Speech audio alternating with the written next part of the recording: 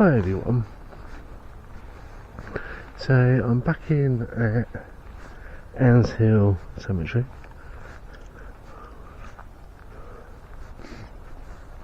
and I had to kind of avoid the front area, only because the council people, I'm assuming they council workers, had been here all day. Now, I was here earlier, and I was filming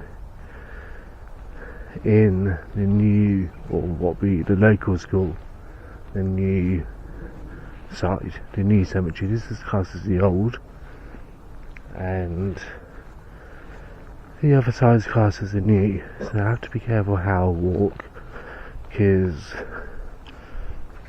all morning it's been raining, and the ground here is absolutely saturated, and I have to be careful not to land on my right side. So in this video I've done this kind of video in the sense of talking while I'm walking. The second part of the video, because I didn't want my camera to get wet, I'll be doing a voiceover.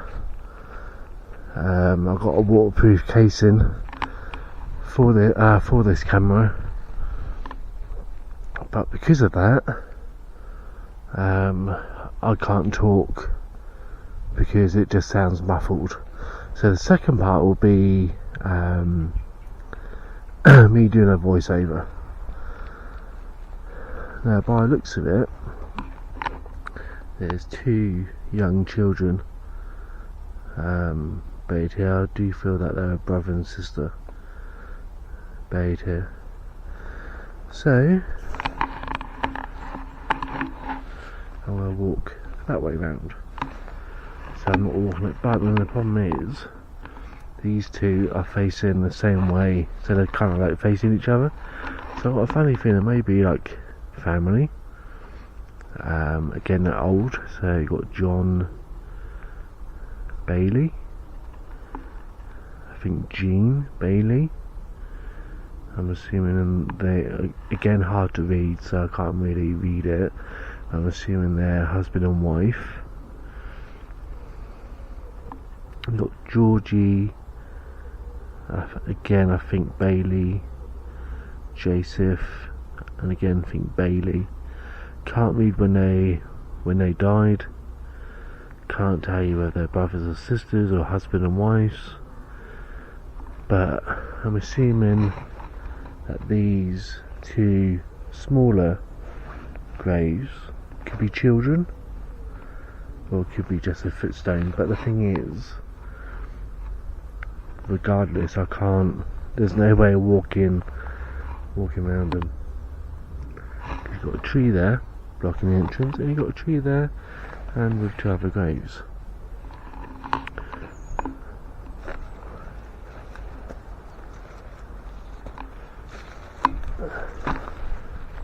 That was easy. And the reason why I walk on this bit, it's still wet, but it's not as slick as the main footpath. Now, I've done hundreds of videos here before, I know, but a true paranormal investigator don't just go to one location once. A true paranormal investigator goes to the same locations multiple times, different times of year, summer, winter, spring, autumn, nice and sunny, pouring down rain, all weathers, to explore the paranormal. Now, yes, I have been here at night in the dark, and it is spooky as spooky can be. They do shut the gate when it gets dark, so I can't get in here at night. But I have done in my childhood and my teenage years. Came in here when it was dark, and it's scary. Do I believe this cemetery is haunted? Yes. By my own personal experiences and experiences of what other people have told me. So yes, I do feel that this is a haunted cemetery. Now, I want to talk to you guys a little bit about hauntings, etc. Now, are spirits trapped? Good question. Now, me personally, no. Because me personally, if a spirit is trapped in this world permanently, there will be so more stories about sightings of that spirit, or spirits, depending on how many there are trapped in a space. So you will see them all the time. Not all the time, but you see them quite often. Because they're trapped. They've got nowhere else to go, they've got nothing else to do. They're trapped, so on and so forth. So I do feel that there is a spirit not trapped, but does come into this space for whatever reason, and I feel that it's more than one. I do feel that they do come into this space and, I don't know, change the atmosphere, change the energy, so to speak. Let's see if I can get through all this piles of weed. Right, as I'm filming, I decided to cut the grass, even though it's been raining all morning. So yes, I do believe that there are spirits here. I do believe some are trapped. Not trapped, but for whatever reason they're drawn here. So I don't believe in quote trapped spirits. I do believe also, if there's a connection with the spirit to that location,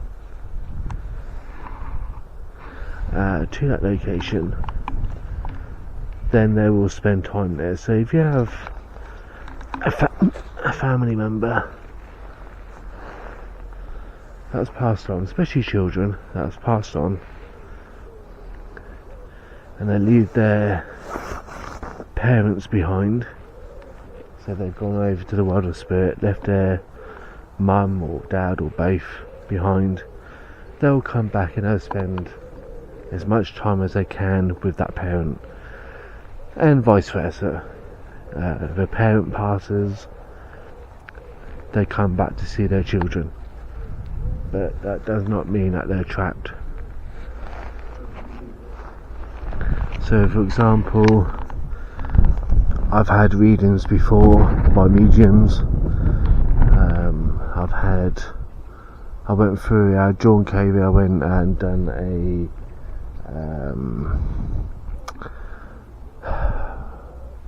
mediumship development class where you learn mediumship and all that. And the amount of people that picked up on the same lady, and she said, the amount of times they said, you know this person, and this person is your spirit guide, and described my nan to a T. My nan on my mum's side to a T. So even though my nan died, I think winter of '99, I think, if I remember right, and obviously she died when I was alive. I went to her funeral, all that stuff. It's normal for family members to be your spirit guide, because your family members know you better than spirits that don't know you. So, for example, can't read any of these graves because they're all worn away. But let's take one of these people that have died here, and obviously not died here but buried here.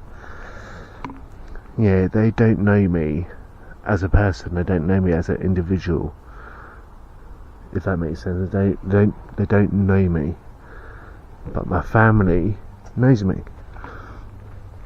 So for them to be my spirit guide, yeah, it can happen because you're born with a spirit guide, but they don't know you as like a family member does, like a nan or granddad or mum or dad or whoever. So yes, I do believe that my nan is one of many spirit guides. So I have one that I was born with that will never leave, and I do believe that you will meet up with that spirit guide that you were born with. Also, family members that pass on, they can be your spirit guide, even if you don't know him, so to speak. I'll draw onto that black box. Hope that makes sense.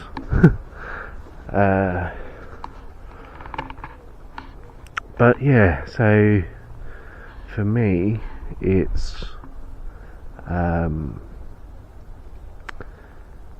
when it comes to spirit guides, is normally someone that you know, that you know them, they know you, and you know each other. Trap spirits, no, because they're normally, when I use the word trapped loosely, because like I said, it's normally a loved one, it's normally the building, it's normally the location, is the ground. Something is tying them to that spot. But no, they're not quite grounded. So, for example, if you love a car and you cross over to the spirit world and you love that car, you are you're gonna stay with that car, because that car is still here in the physical. So until that car is destroyed, whatever, you're gonna be attracted to that car, you're gonna haunt that car. But that doesn't mean that you're trapped. That just means that there's something linking you to this world. So yeah,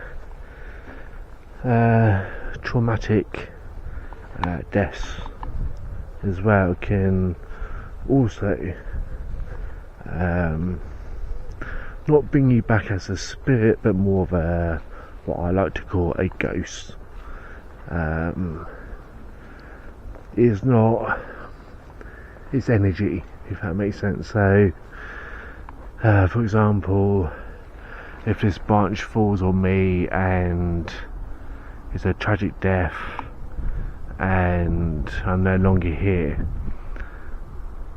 my energy will be in this tree, but it's not my spirit, it's my energy, if that makes sense. So it's like the old stone tape theory, where it's not me the spirit, but me the ghost, replaying the same over and over again. If that makes sense. Like I said in my last video, there's different types of ghosts, different types of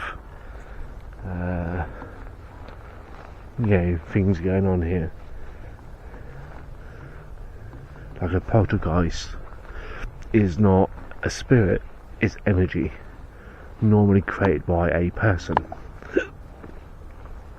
Spirit, you got a spirit within you.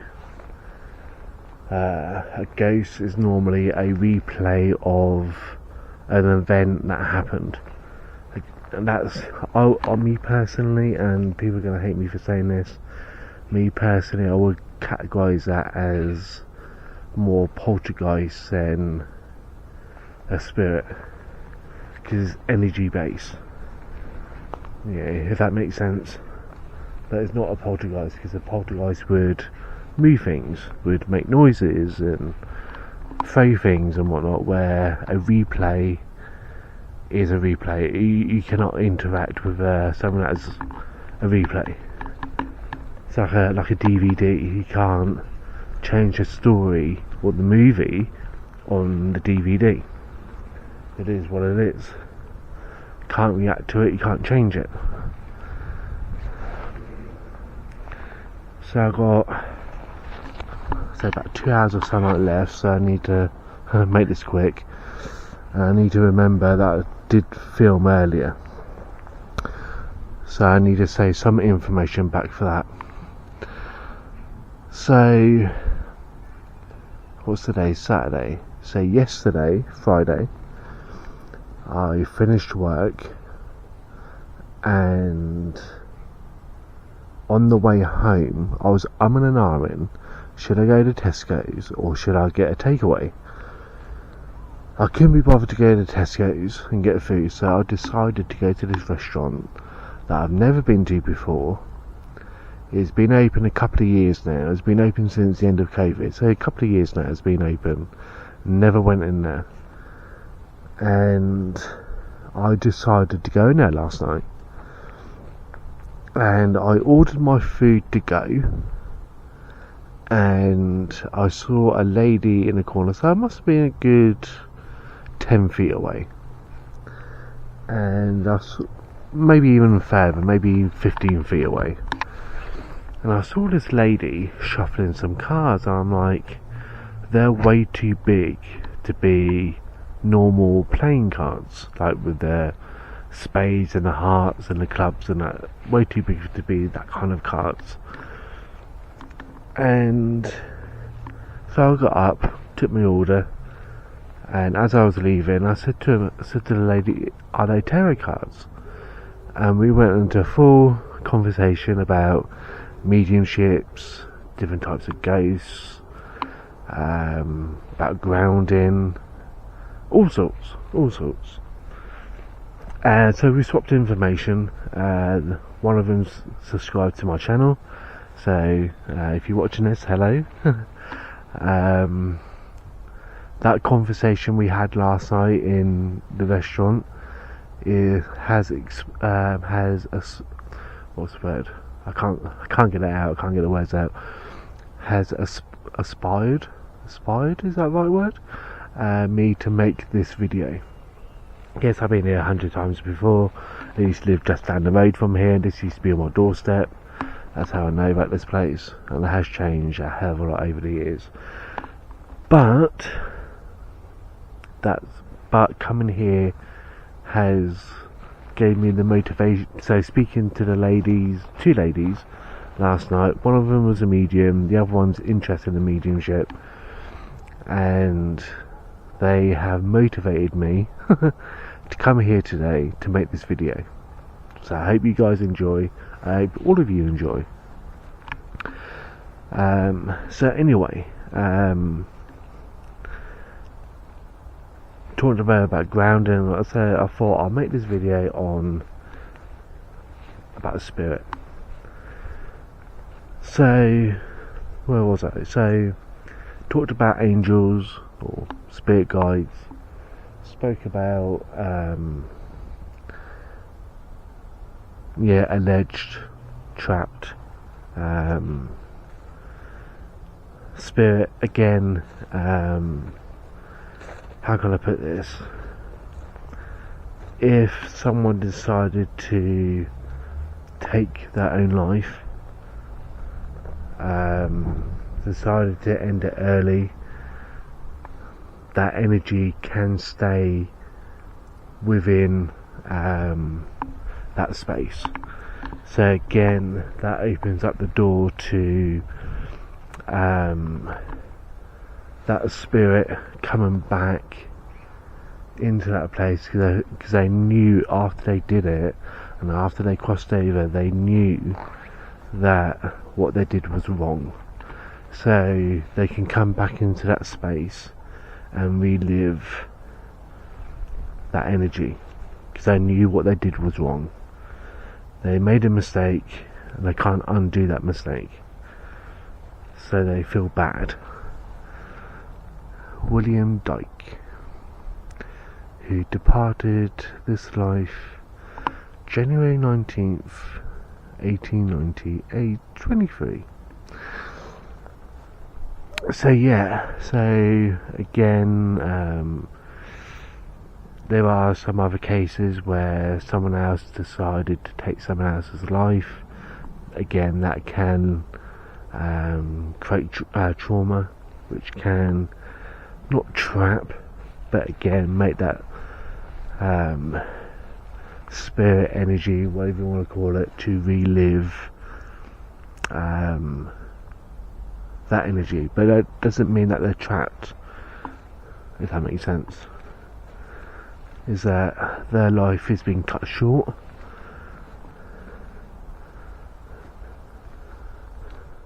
Feel that they have a connection. Like I said, they have a connection with that spot. So yeah, I personally don't believe in trapped spirit. I don't believe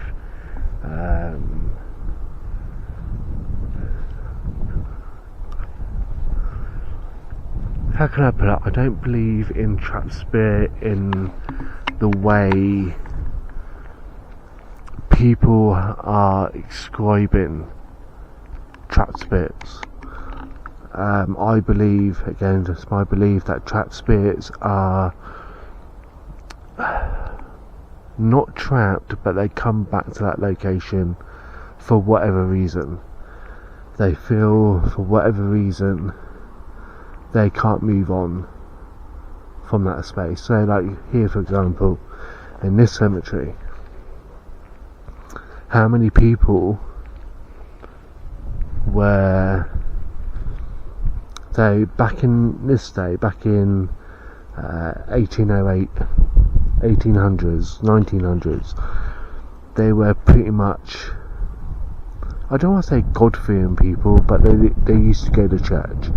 They used to go to church every Sunday religiously, to read the Bible, etc., so on and so forth. So how many people here in this cemetery has been put here without a headstone, without a funeral, without family members being there for the funeral, so you know, and all that? How many are there here that's never had a funeral? Family members have never turned up, no headstone, no nothing. Also, myths and legends, the very first person that is buried in a cemetery or graveyard is the very first person to haunt that cemetery or graveyard for all eternity. Again, myths and legends. So if that is true, and there is some truth behind that, then there's at least one spirit protecting all the rest, all the other graves and gravestones and so on and so forth. Now, back in the late 1990s, around 97, 98, 99, a bunch of teenagers came in here with some spray paint and some I can't remember what they call them. I'm getting the word pickaxe. It wasn't a pickaxe, it was a big sledgehammer. That's the word, sledgehammer. And decided to smash some of the graves. Now the council did try and fix some of the graves, tried to put them somewhat back together, but some of them were left so damaged that the council couldn't do anything about it. I think the kids were arrested and charged for it, but they went in this one and they went over to the one next door and destroyed, not all of them but some of them. And some of them are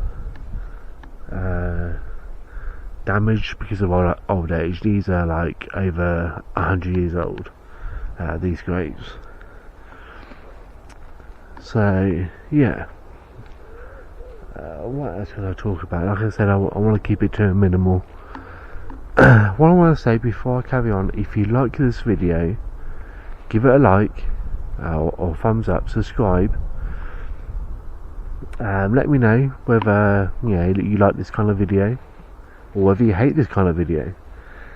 I do take pictures, and the pictures are posted on Patreon, so if you want to go and have a look, free to look. No, not Patreon, Buy Me a Coffee. So go over to Buy Me a Coffee. There are pictures of some graves, not all of them, but there is some graves there. So what I'm going to do, I'm going to stop the camera, take a few pictures. Now saying that, I've got to take a few pictures there, and I'll see you in a mo. So now I've taken a few pictures and this caught my eye over here.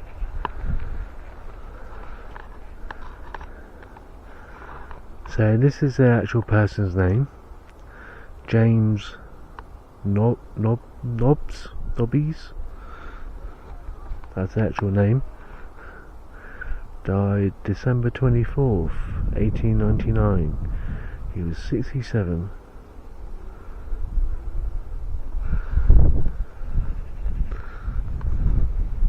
Let's have a quick look at this one.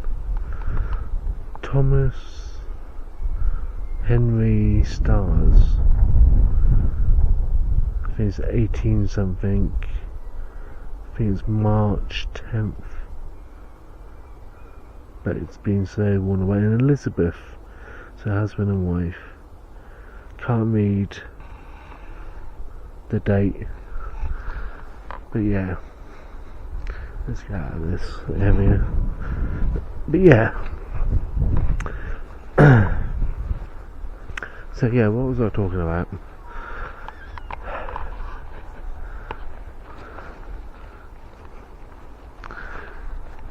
So I just want to talk about real quick about before I go,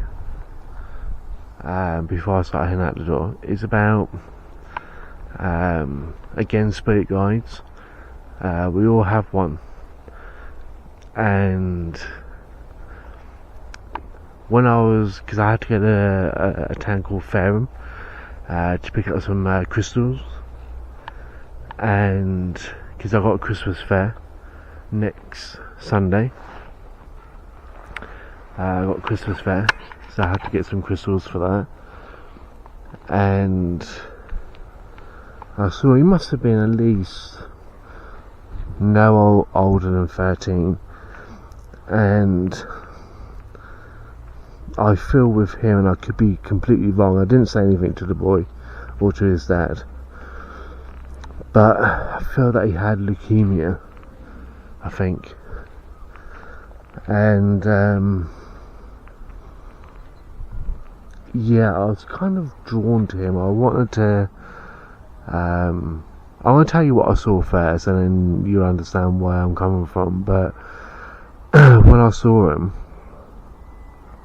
I saw him, the boy that's going through whatever he's going through, but also behind him I saw an army of angels, all doing their part to keep him, from getting any more worse than he already is, if that makes sense. Obviously he's going to hospital, there's obviously marks and signs that he was getting treatment, but he looked so tired and worn out and drained, and there was a part of me that wanted to go up to him and say to him, do you know you have an army of angels all working with you? But I thought, well, I better not say anything, because one, he may not believe in angels, and you know, yeah, they may not be open to that. So I thought, no, just leave it, just walk away, don't say anything. That's probably the last thing you wanted to hear. He even had he was up walking around. He was in CEX, walking around looking at games and stuff. He had a wheelchair, and as he walked past me, it sounded like he was tired, worn out. He'd done too much that day, if that makes sense. So I thought, no, just leave it be, don't say anything. But yeah, on the other hand, like I said earlier, last night, yeah, I said something. Yeah, are they tarot cards or oracle cards or whatever it is I said? And the two ladies I spoke with, we was in there for, I don't know how long, I didn't time it, but we was there for a very long time talking about astral travel and all that kind of stuff. So again, people like myself have to be kind of careful what we say and who to, because yeah, it was okay talking about it last night to the two women in the restaurant, but it may not be okay to say that to a child that is going through a tough time. So yeah, so talking about the spirit guides and stuff like that, yeah, I do, but I don't see that, if that makes sense. I normally see it when people are ill or going through a tough time.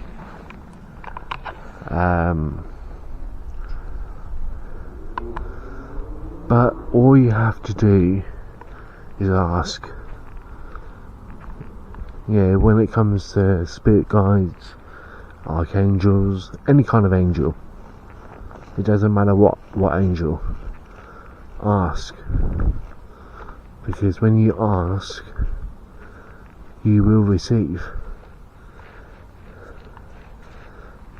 So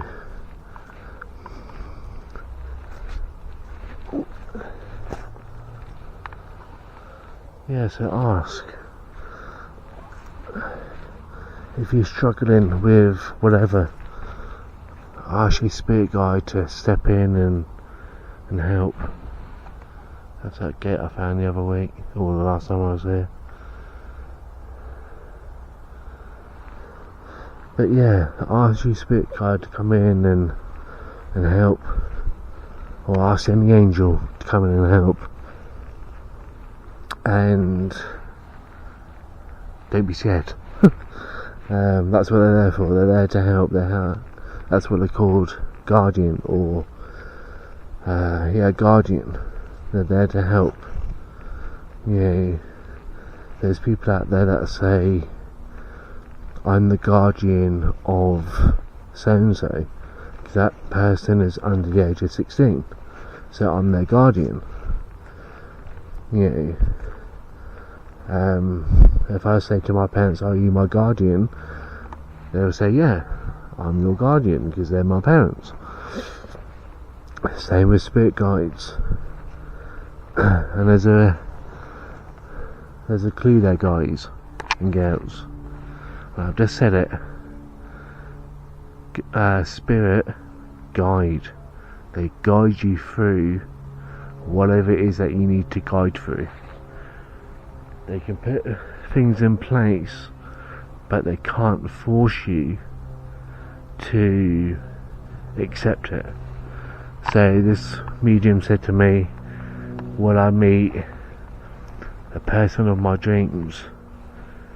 A spirit guide or guardian angel or whatever can put that in place but it's up to you to take it. Yeah, if you don't take it, they can't force you. They can't force you. So yeah.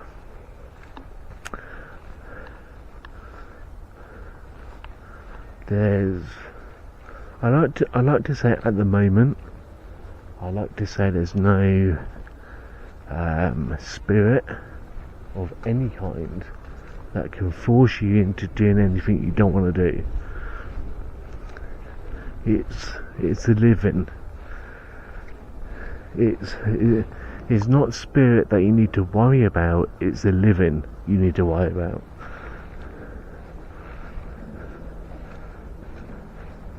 It's the living. I hope the council hasn't locked the gate, but I think they're all gone. Also, I want to say that things like demons, I'll leave the demon part and I'll call it an end, and then I'll do the rest of it on the other lot. But demons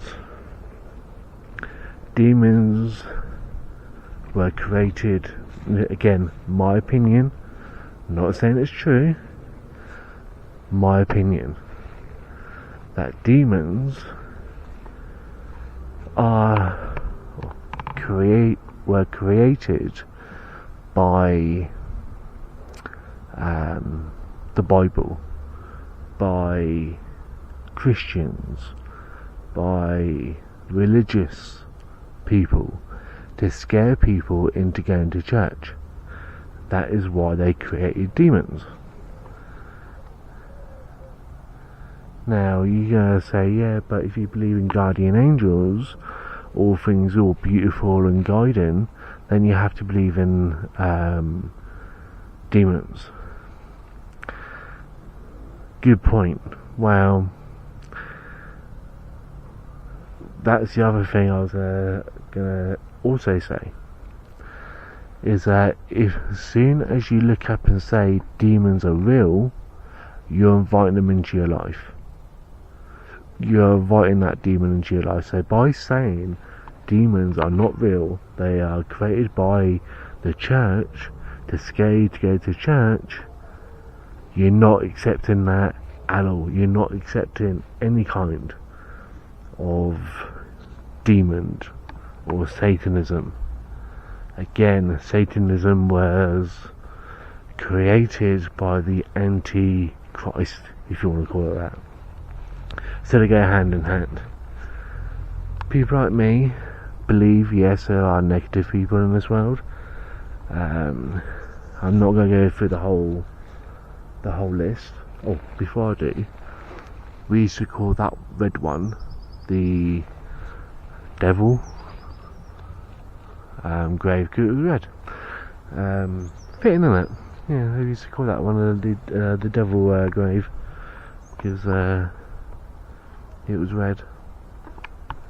So yeah, it was all created so you would go to church back in the day. Me personally, I'm not a religious. If I had to put a label on myself, I would call myself pagan, even though I don't practice paganism. I'm not a practice pagan, so to speak, but I follow the 4 seasons. I follow the moon as much as I can, and I do all that kind of stuff, and science behind it. So paganism is also kind of science as well, so you know that you have to do the science behind it. So like harvest, when to know to plant the next seed for the next harvest, know when to harvest the food that you already got, that kind of thing. Yeah. So yeah, that's why I'm leaning towards more pagan than demons. So yeah. So when it comes to demons, you have good people in this world. You have people that will give you their last bit of money or bit of food or bit of that or bit of this, they go above and beyond more than they should. To me, that's an angel. They go above and beyond. Demon or Satan is the opposite. You got the person that don't want anything more than to watch you suffer. They love pain and torture and suffering. I'm talking about physical people. They love nothing more than to watch you be miserable. They feed off that. So that's my way of describing a demon. So again, all the stuff I say, again, all my opinion, not saying it's true, not saying it's fake, it's just my opinion, so take it as you will. So guys, I'm going to call it quits here. I'm going to take a few more pictures for Buy Me a Coffee. That'll be on Buy Me a Coffee at some point. It's not too sure when. So go and check out Buy Me a Coffee. It's in the link below. I've got the rest of the video, which will be a voiceover. So go and check that out. So thank you very much, and I'll see you in the next part of this video. See you soon. So here I am back with the voiceover, and always let me know whether you prefer this side of the video, like the voiceover, or talking while I'm filming. So anyway, so this is the neighbourhood that I used to grow up in back in the 90s, and I thought I'd share this just so you got like a kind of idea on why I'm so connected with Anns Hill Cemetery. Now, Anns Hill Cemetery is my favourite cemetery, and we're kind of approaching my back garden. It was the one with the silver gate with their wooded panels, but I don't think I filmed it. There it is, just there on your left hand side. So that's the back garden of where I used to live. And right down the far end where those trees are is the cemetery. So I was pretty close to Anns Hill Cemetery. And what we used to do, some of the locals, we used to go down, especially if we was going to the pub or getting a takeaway, we used to cut through the cemetery. And this is kind of like the route we used to take. Jump over the wall, cut across the cemetery, and then jump off the other side to go to the pub or get a takeaway. The pub is still there, so is the takeaway place we used to go. It's still there.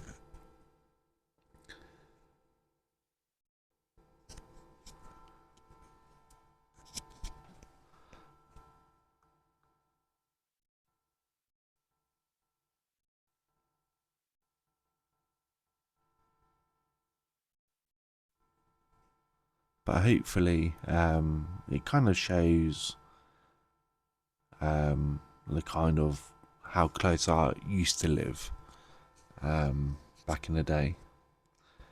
Now, right down the far end, I can't hardly see it, but there's a sign on that wall, and I don't know why I filmed it, but it's a sign on that wall saying caution kids playing. Now, this was recorded on a Saturday afternoon, and as you can tell, there's absolutely no one around. But I didn't want to hang around just in case someone was about and wondering what I was doing. But back in the day, there used to be kids everywhere. But it just shows you how dead gospel is now compared to what it used to be like.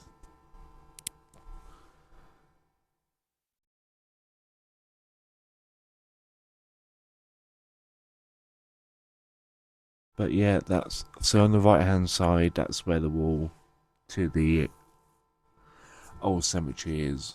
And I think I did. I remember taking a picture, but I don't know if I can't remember whether I got it on film. But it was like a plaque on the wall, and it used to say 1888. And that's when the cemetery was open as a cemetery. And as you can tell, they put the cemetery first, and then they built the houses around it.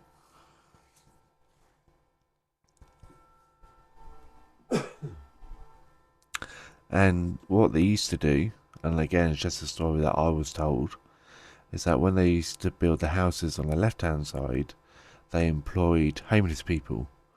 Homeless people that didn't have jobs, homes, and whatnot. They used to employ the homeless to build the houses on the left-hand side. And when they finished building the houses, like during the day, as they was building them, they used to sleep in the cemetery. And this is where I think I went back and filmed the plaque. But yeah, they used to, as they were building the houses, the homeless had nowhere to go. So they used to sleep in the cemetery during the night, build the houses during the day, and probably no doubt back in those days they used to go down to the local pub, which is just around the corner. And yeah, you can't see it, but it says 1888. I think it's because of the shadow. But that's what they used to do back in the day. And again, it's just a story that I've heard. But once the homeless finished building the buildings, I think it was the employer or the big bosses or whoever employed these people, gave them their houses to live in.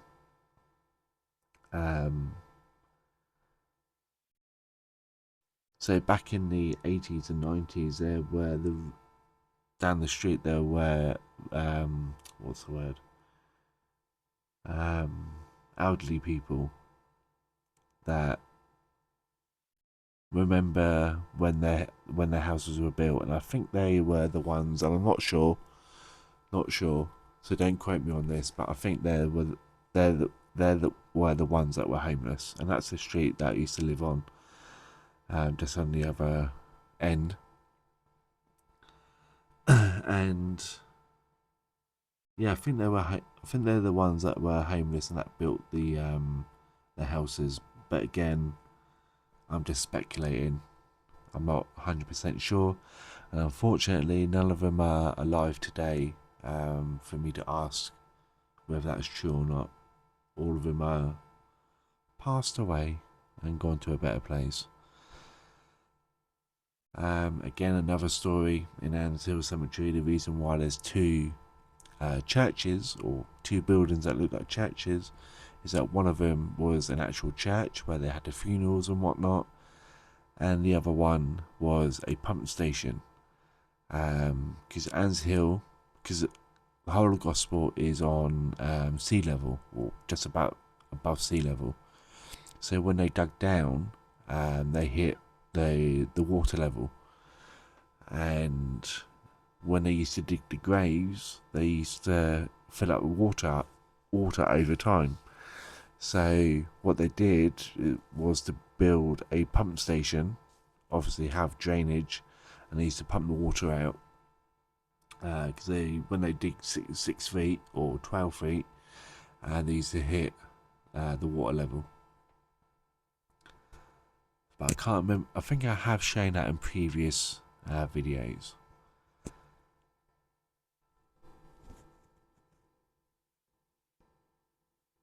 I can't remember why I stopped there. I stopped there for some reason. I can't remember what for.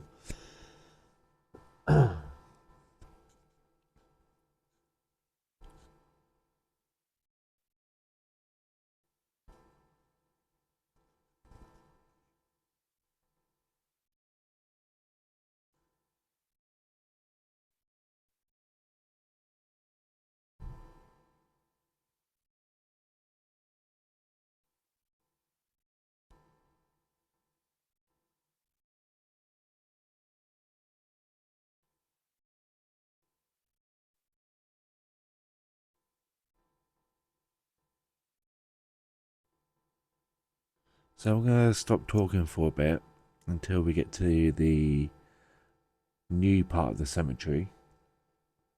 Because if I remember right, if I edited this right, you got the old cemetery first, then you got this bit, and then you got the new cemetery.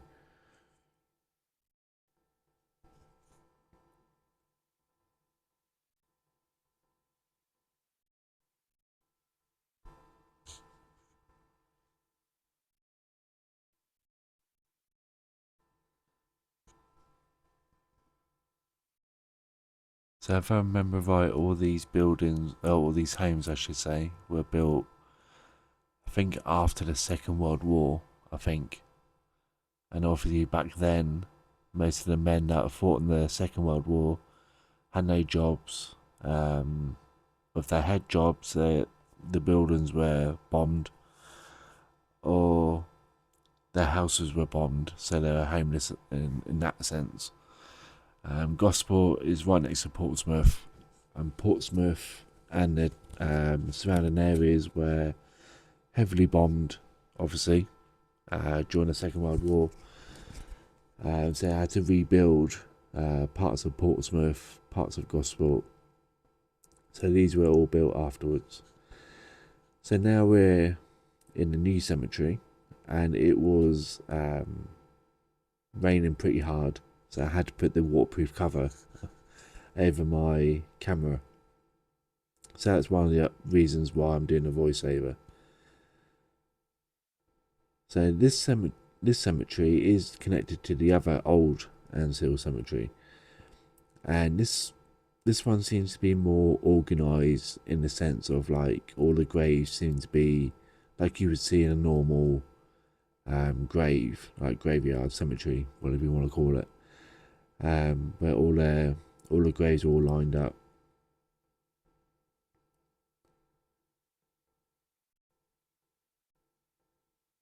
But yeah, some of these graves, like this one, I was drawn to, and as an actual family grave.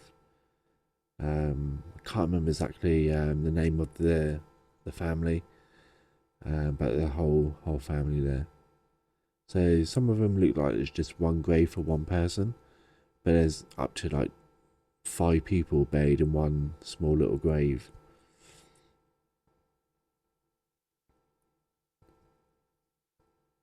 But I don't know why, but I'm always drawn to the older graves. But as I was filming this video, this part of the video, like I said, it was raining, windy, and I really needed to use the toilet. So this part of the video is kind of like rushed. I had to literally catch a bus back into the town so I could use the toilet. But and I went back when the sun came out and filmed the first part of this video. But it actually kind of looks quite nice in the rain.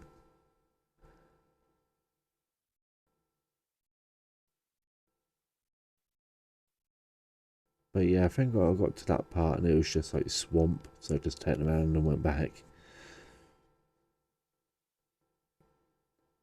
But I can't remember exactly what I was talking about in the first part of the video. I think I was talking about different spirits, what I believe happens when you cross over. And like I said, I think in the previous, so today's Wednesday, I filmed this on a Saturday.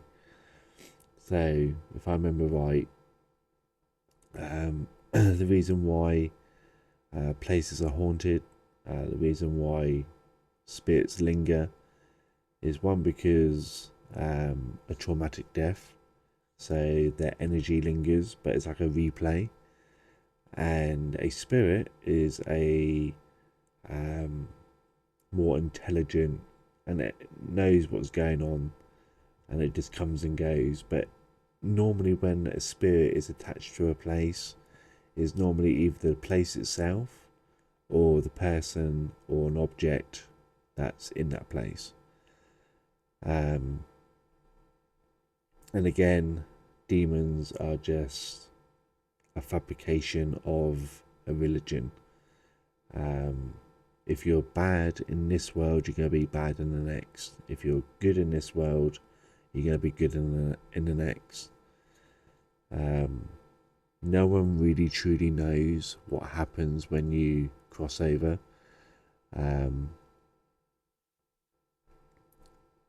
There's just ideas. People have so many different ideas what happens when you cross over, where you go when you cross over. No one has the answer. People say they do, but they don't. But these spirits, energy, whatever you want to call them, do come back into this world for whatever reason.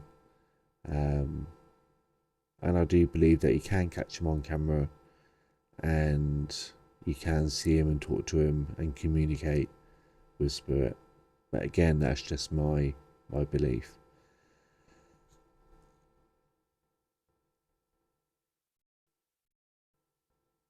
There was something else I was going to say, but it went completely out of my mind.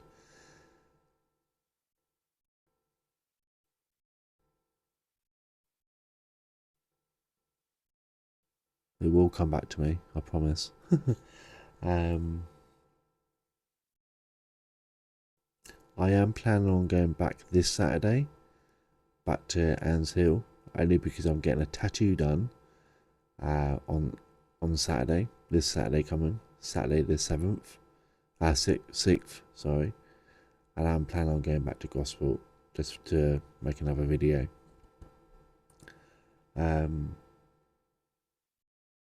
Do evil spirits exist? Yeah, like I said, they're bad in this world, they're going to be bad in the next, and they do linger. And I do find that bad spirits do linger more than good.